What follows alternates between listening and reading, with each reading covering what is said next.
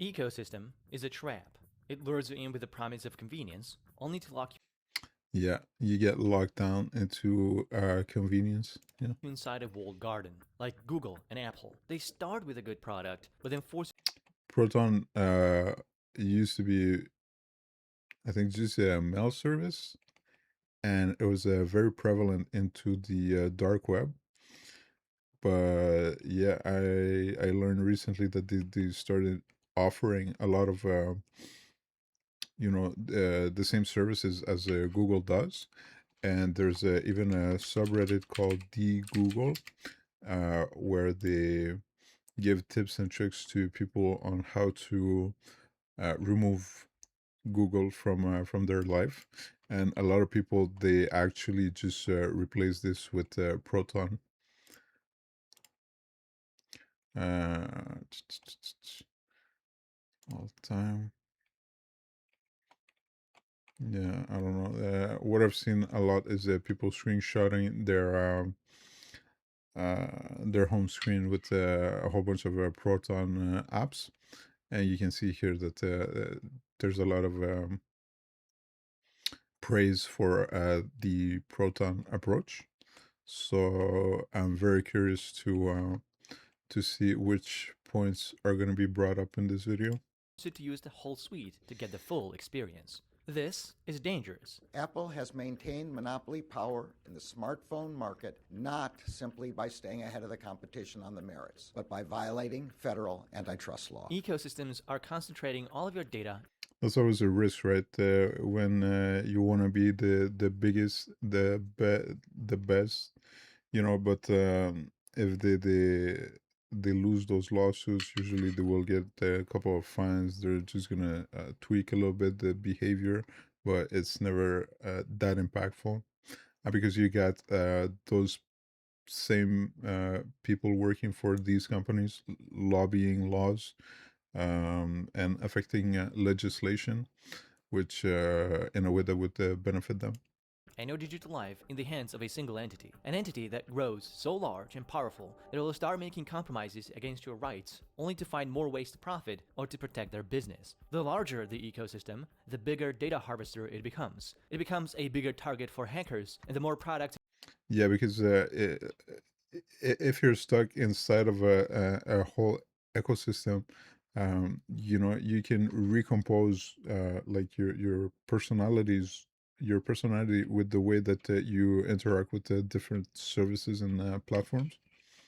So the more involved you're in an ecosystem, the better it is for that platform.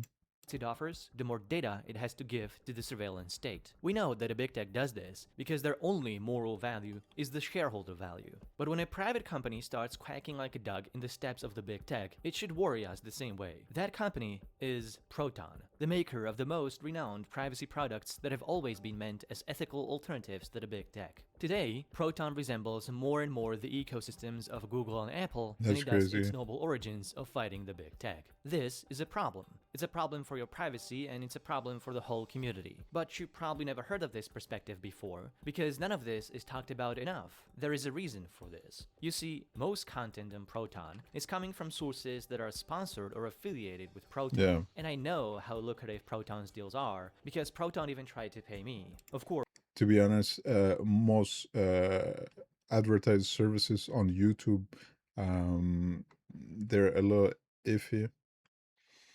It's pretty interesting because there's such a big reach and such a big incentive for monetization through these social networks that that's how they're able to pay a lot of money to creators to advertise them. And you especially see that whenever these companies start growing.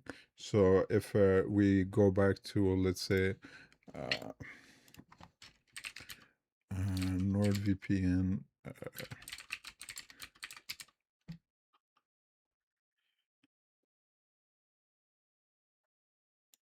All right, so whenever they did start making enough money to advertise, when they weren't as popular, let's say, the VPN. 2018 ads. Oh, breach. What do you mean? So one of their servers was breached, and the information of a lot of user accounts was available for purchase on the dark web. But even so, they have like such a low cost of operations and high margins that they're able to pay a lot of money to content creators. course, I refused their offer because taking their money would incentivize me not to recommend against Proton products. So I'm uniquely positioned That's to give you a commendable. nuanced critique of Proton and how to solve this problem. In this analysis, I won't be selling you any product whatsoever. There is no sponsorship here. I need you to appreciate that this is truly financially is- unbiased It is commendable. This is very respectful. So far, I really like this video. content, which means what I'm telling you here is what I believe to be true and it is not tainted by any sponsor interest. But YouTube This is so crazy. believe to be true and it is not tainted by any sponsor interest. This here, this little drawing here, is the reason why I have a really hard time now watching Kirkusat's, whatever the fuck the name is. In a nutshell, I can't watch those videos anymore. It's pretty fucked up. But YouTube is punishing me for refusing to kowtow to Obviously. the advertiser pressure. Case Obviously. in point, here is my last month's ad revenue. This we don't really care about that, but you're gonna notice that valuable information is punished when tried to be broadcasted. I can't do this without your support. So if you appreciate my principles and my work, join my Patreon to fight corporate censorship. Unlock unlimited access to my podcast where I dive deeper into these topics in hundreds of long-form episodes. That's Join pretty the cool. fight against the big money media.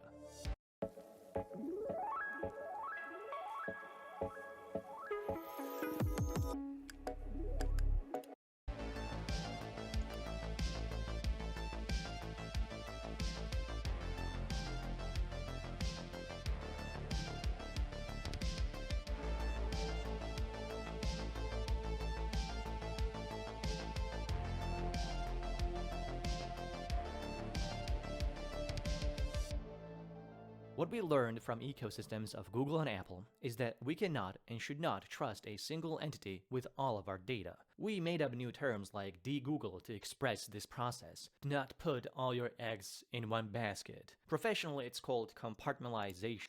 But to be honest, I mean, you're using the operating system, so I'm not sure effectively how good this is. Proton Mail from its very beginning We might learn like way down there in the future that it turns out that they were able to harvest enough data that it doesn't really matter what you're running on your phone, as long as you're using their operating system. It might be that they're able to collect all that information anyway. beginning was part of this process. It was founded in 2014 as an answer to NSA mass surveillance revealed by Edward Snowden. It only started as a humble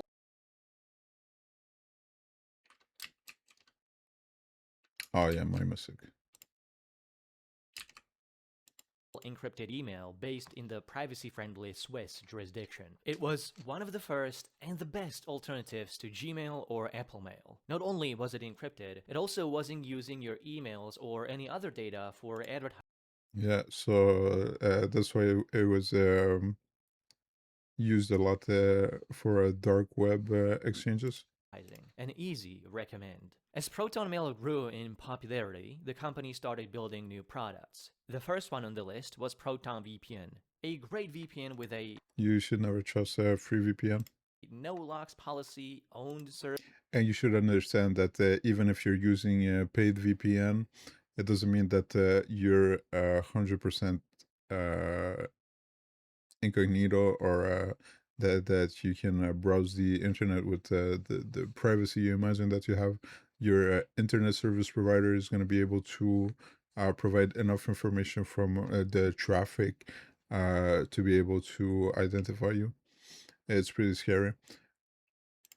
servers, advanced multi-hop features, built-in anti-trackers, audited for security, and open source. Also an easy recommend. Then Proton added an encrypted calendar, then Drive for secure cloud storage and photo backups. Then Proton Pass, a secure password manager that also came with Proton Authenticator for a second.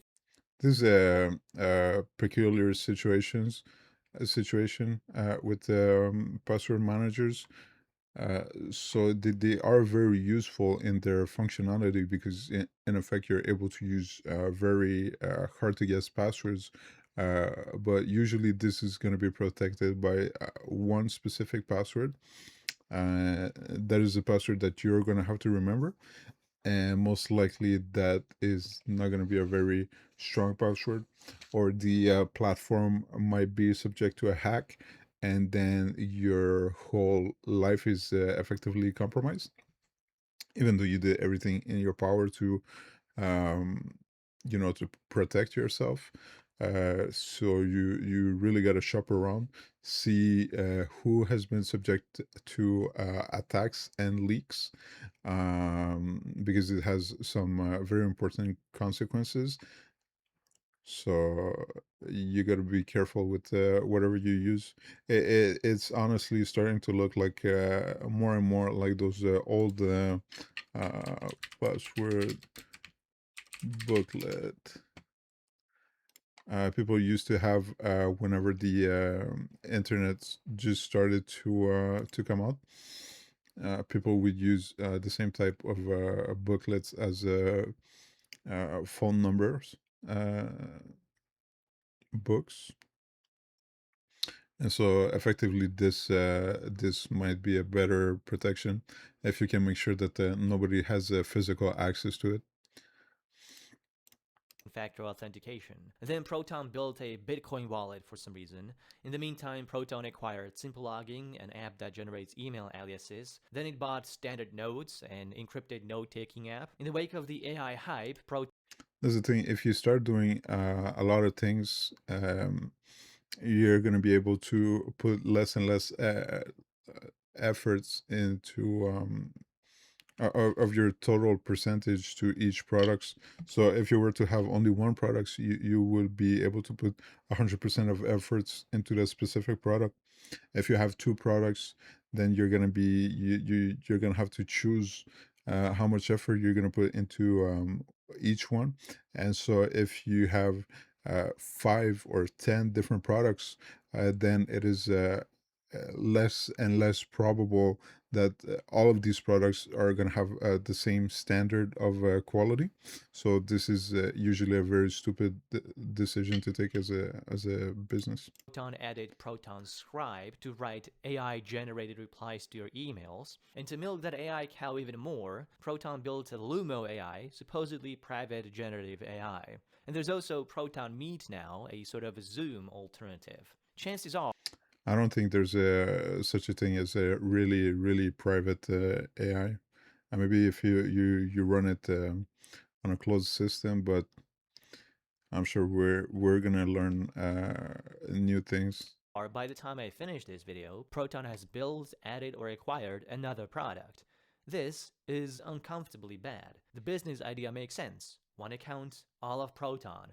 Sounds familiar? But Proton's ecosystem is unlike that of Google's. It's end-to-end encrypted by default. It doesn't have an advertising model like Google and Apple. So it's still a win, but Proton still has access to tons of valuable data called metadata. Metadata is not encrypted, and it's equally important to content data. The US government kills people based on All right, just real quick, metadata, that is the data's data. You're gonna find information such as like a file name, creation date. Let's see. Uh,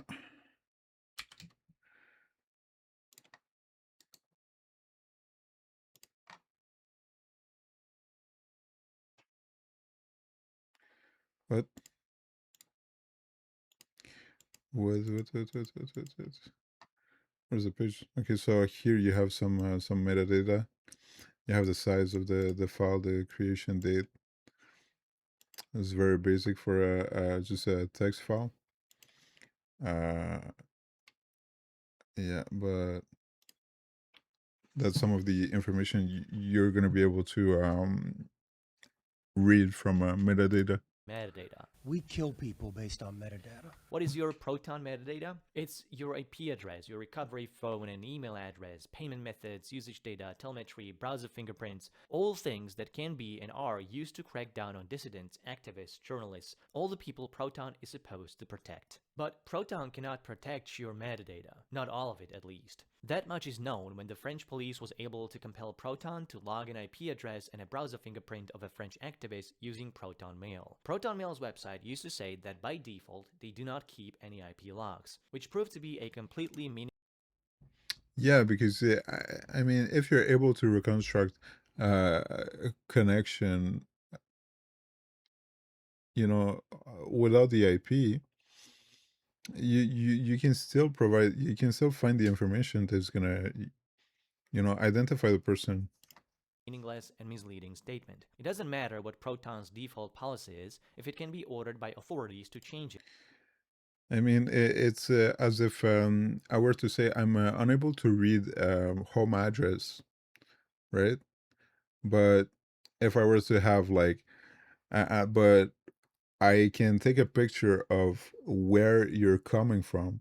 So effectively, I take a picture of, you know, the door you're coming out, but I'm not looking at the address number, but I'm still going to be able to identify which home you came out from. You can't find this text on Proton's website anymore because they have quietly erased it and replaced it with even more Yeah, because that is the beauty of terms and conditions. You can just change them whenever you see fit. So if you got caught doing something, or you want to start doing something nefarious, you just shove it in the terms and conditions, and then it's just the user's fault for not having read them and using your service or your product, and having the information collected anyway, or the change done anyway. meaningless jargon. Your data belongs to you is exactly from the textbooks of every Yeah, your data, but the metadata is ours. So, I mean, that is just stupid semantics. big tech I always company. think data belongs to the user, and as companies, we are only stewards of it. Sure, you own your data, but we are the ones who hold it and have an irrevocable license to do whatever we want with it, is the translation. A very poor choice of words on the side of Proton here. The entire Oof. Proton ecosystem is that much more exposed for the fact that it also provides a VPN. It makes a lot of business sense because VPNs are easy money and big money, but from a It does. You need just a bunch of servers in a bunch of different places throughout the world, and then you get people to connect through that. And bro, it's just a money printer. privacy standpoint, it's a disaster that French activists It is freaking disgusting because, as you can imagine, you most likely have seen those ads on YouTube. Everybody presented as being like this protection, but in reality, people they just don't understand what they're using, what they're looking at, and they believe they're safe. Proton was forced to lock their emails could have protected themselves if they used a reputable VPN or the Tor browser. But if that VPN was Proton, they would have no protection. And the Tor browser is another thing on its own as well. It is not hiding 100%. There are still ways to identify you. The most hidden you could be is that if everybody around you physically also uses the Tor browser, but if you're the only person in a whole city that uses it, you're gonna get caught because they're gonna see that there was one person. So, I mean, we could talk about Tor as a whole for a while. There are many encrypted email providers, but none of them also have a VPN, an AI, or a password manager. And they are deliberately electing not to have these things precisely because they don't want to be in the same situation Proton was in, and still is. You're absolutely right. It doesn't make sense to put all eggs into one basket. This is exactly the reason why we would never build a VPN service. Because if you have email and VPN from the same provider, it is just too dangerous if you get a court order, because the email provider, of course, then can look up the real IP address via their own VPN service. That was a Yeah, it's so crazy. spokesperson for Tutameo, Proton's biggest competitor and one that gets it. Now imagine a different scenario. You have your Proton account and it has everything. Your emails, backups, passwords, even second-factor authentication tokens, and then you lose your Proton account. You just lost your entire digital existence. Good luck recovering access to your third-party accounts if you lost both your password and your second-factor authentication. Losing your Proton account could happen any number of ways. Proton could be geo-blocked by a blanket ban in your country. A powerful ban would be able to do this, in which case you could only access it with a VPN that also isn't banned in your country, or Tor if it also isn't banned. Another Yes, because if, for instance, Proton's VPN would be banned in a country, effectively, what they do is that they list all of Proton's public-facing IP addresses from all these different, like, outgoing servers. So, uh, if you have like a list of different cities, you're gonna have a server over there, and they all have like their own public IP addresses, and they're just gonna block that, so Proton wouldn't be usable. This is what Netflix has done, blocking VPN.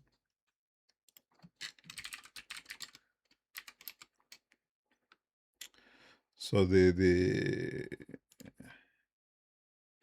yeah, so maybe you're gonna have some VPN providers that are gonna work for a while until it gets added to the list, and unless these providers change servers, change public IP addresses for the blocked addresses, they're still gonna be blocked. So way, which is becoming increasingly more realistic, is if an advanced hacking operation targeted Proton with the full might of a nation-state intelligence agency. Suppose yeah, so that's a big issue. Because emails is such a valuable information. If you're able to hack into somebody's email account, you're effectively able to take over these people's other account, and so there's a lot of value into hacking that.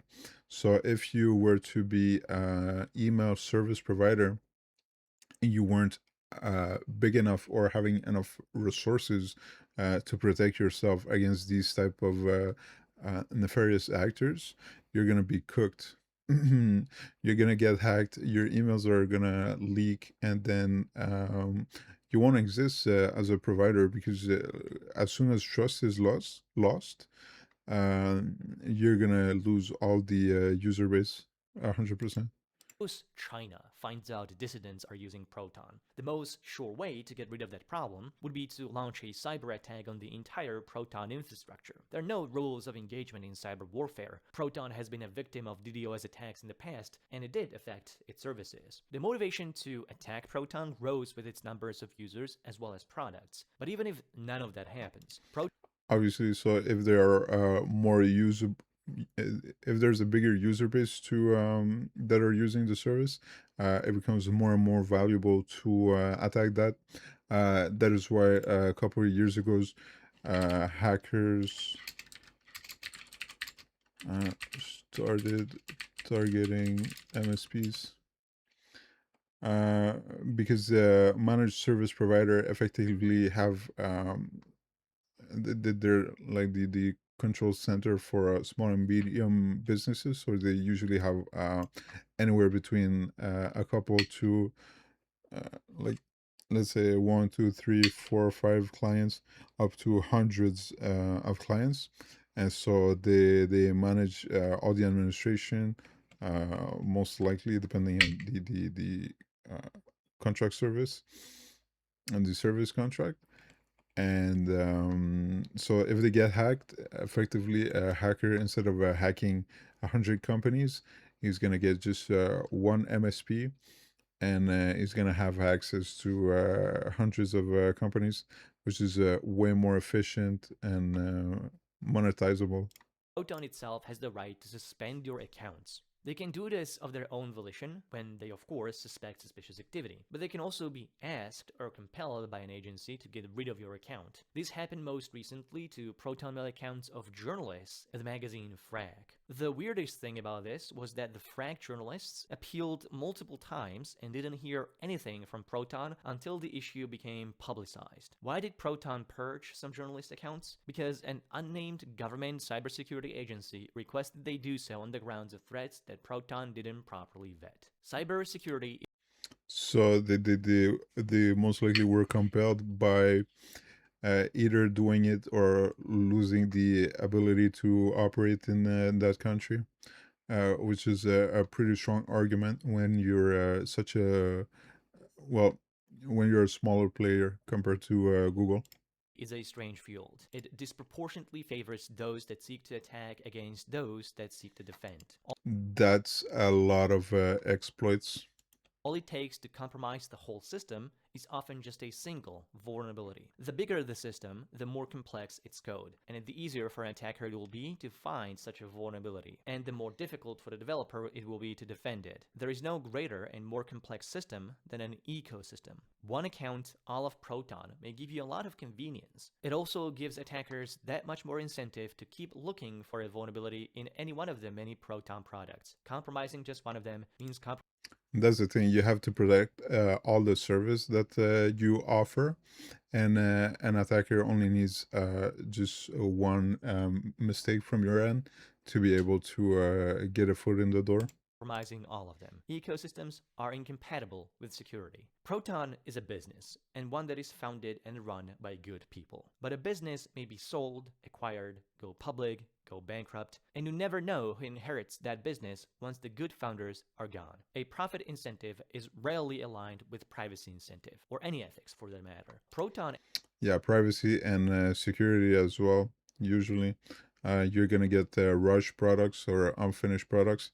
Here, they most likely pride on their privacy and security, so they're most likely to put a little bit more effort into it. But it's the same shit. Uh, if they have a deadline to release a new feature, they're most likely going to have it rushed, and so this opens up possibilities of vulnerabilities to be exploited. Adds new products because new products make more revenue, they add value, and build upon the hype. We have seen many services promising uncompromising privacy only to be sold the moment their founders were happy to cash out. In many cases, selling. Oh, that's the same thing we saw with 23andMe. So they actually said that they would never ever sell your DNA, but they got bought because they went bankrupt, and the company Regeneron, they did not have the same terms of services for the this information, so I guess they were technically allowed then to buy this information and do whatever the fuck they wanted with it. I honestly think that if you buy something in a specific period of time, you should still respect those privacy policies in the future. Because the person that bought the service or the product, they weren't subscribing to the future of what it would be. They did it at that point, so it should be respected in that way. Means change of leadership and direction, turning a privacy product into a for-profit nightmare. WhatsApp is the high-profile example of this. In a slow burn process, the founders promised WhatsApp is not looking good. So allegedly they got a little too greedy, and they started losing. What's up?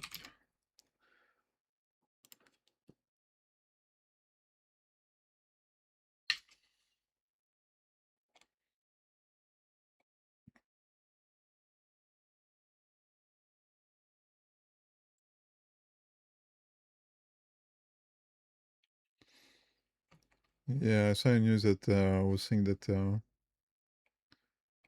people aren't impressed anymore with that app. WhatsApp would never run ads, only to run ads a decade later under Meta's leadership. On the long enough timeline, every fine. business becomes the villain, You either die a hero or you live long enough to see yourself become the villain. or gets shut down right after acquisition. Proton prides itself on being a Swiss company, and for a while it worked for them. Swiss courts had strong independence from any entity, including EU or the Five Eyes Surveillance Alliance. By law, foreign authorities couldn't compel Proton to do things that wouldn't pass through the Swiss courts. But laws change, and Swiss laws change too. In the most recently proposed changes, the Swiss government wants to force VPNs, messaging apps, and social networks to identify their own users and retain their data for up to 6 months. That is bad news. Even 6 months is too much. This is gonna be used to weaponize what they call hate speech on social medias, uh, which is pretty loosely defined, and that's why you see people in the UK get incarcerated because of things that they said in the social networks. Months. They also want to require such companies to decrypt their users' communication upon authority. Decrypt, so that means that if you need to understand that if you have a communication channel and it's encrypted, it is encrypted. It's only able to be decrypted by the destination. But if you have this channel that is able to be decrypted by an overseeing uh, entity, that means that they're not the only people that are going to be able to unencrypt the communication. So there's most likely a lot of effort that's going to be put by threat actors into unencrypting this data. So they're most likely going to lose a lot of the user base to another platform that, uh, well, if this is law, this is going to be real bad. If there's no more platform that are able to encrypt the communication properly, uh, there's going to be a change in the way communications is done. Because it's not only terrorist organizations that uh, are aware of or that they need their privacy. Regular people need privacy as well. So that's not looking good. Authorities' requests. Proton is affected by this, and as an insurance policy, they are beginning to migrate their services outside of Switzerland. For Proton's Lumo AI, they're moving their servers to Germany, and they're building facilities in Norway. This is a kind reminder that when you trust a single company with all of your data, you are also trusting the jurisdiction that company operates from. You're trusting its government, its lawmakers, the political process, the lobbying, the corruption, the revolving door. A developer won't go to jail for your $10 a month. So the gist of the problem is that any single Proton product is quite trustworthy individually, but together as a suite, they introduce unacceptable risks. So the solution to Proton's ecosystem problem is to de-Proton. There are a number of ways you can go about it, depending on your preference and need. The most important thing to separate would be the VPN. If you want to use Proton Mail, you should use a different VPN, like Mullvad VPN or iVPN. They're both excellent. If you do want to use Proton VPN, you should use Tutamail instead of Proton Mail. In either case, I wouldn't use Proton Pass and Proton Authenticator in any configuration. The best cloud-based password manager is already Bitwarden. If you want an offline-only password manager, then it's KeePass, and even though other password managers Well, KeePass was one of the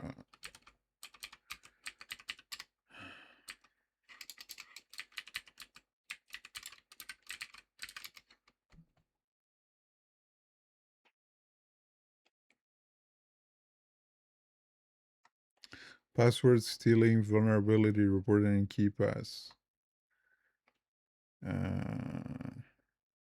Yeah. There's a proof of concept available for an unpatched vulnerability in KeePass that allows attackers to dump the master password. And now there's a new fake KeePass password manager to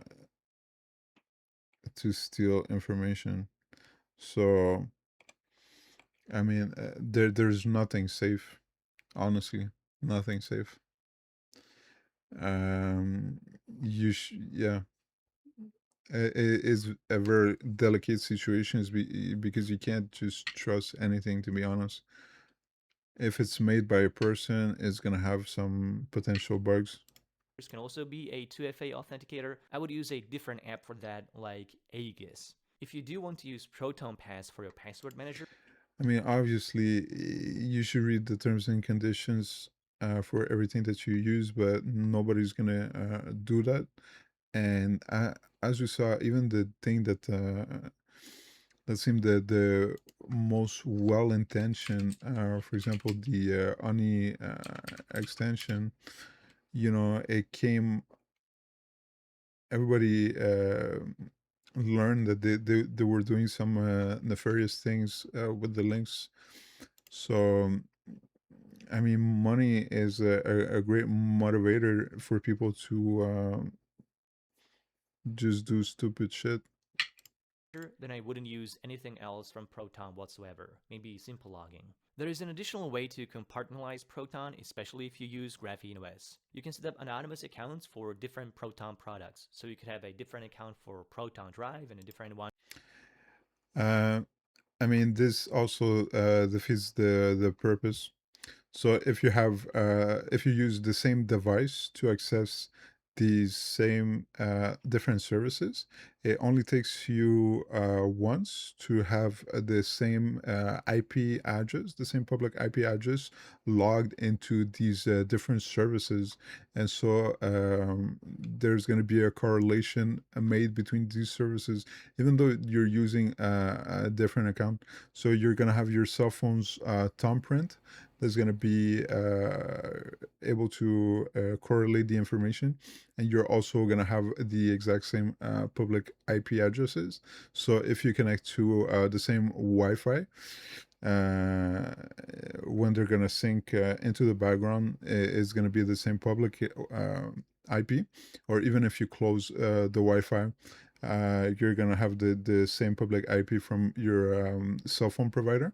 So this is information that you can very easily correlate together to have you know your same thumbprint. So they're gonna correlate these different accounts very easily. This is so stupid. There's very little that you could do regarding that.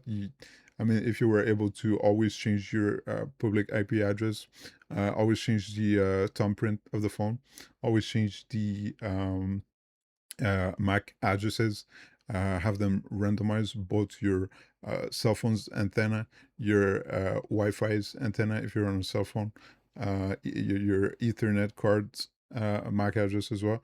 If you were on a computer, the Bluetooth chip as well.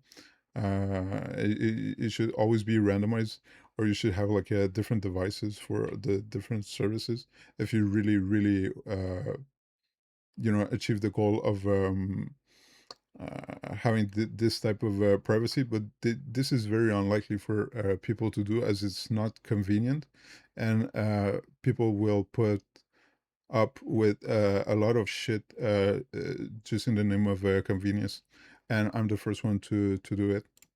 For Proton Mail, for instance, I still wouldn't use Proton VPN in this setup, but it works really well if you set up multiple profiles on Graphene OS and separate your Proton apps into those. You can even have I mean, yeah, the point of the different profiles, it might dull you like in that sense of security, but if you have other unique identifying information, it doesn't really matter if you do all of this. have several Proton Drive or Proton Mail accounts, one in each different profile. Graphene OS really gives you flexibility unlike anything else. I want to remind you that this nuanced criticism is rarely, if ever, brought up because Proton is offering these incredibly lucrative affiliate and sponsorship deals. They wanted to pay me $70 per sign up. That Holy is a shit, that's a powerful lot of incentive, money. but I had the strength to reject it. But it also means Good I'm for you. completely dependent on your support. If you appreciate my integrity, please join my Patreon. Thank you. Yo, that was a great video. I'm really happy you put that out. Hello, everyone. Yeah, but it's a little unsettling that that there's still so much information that you actually produce just by having your phone turned on.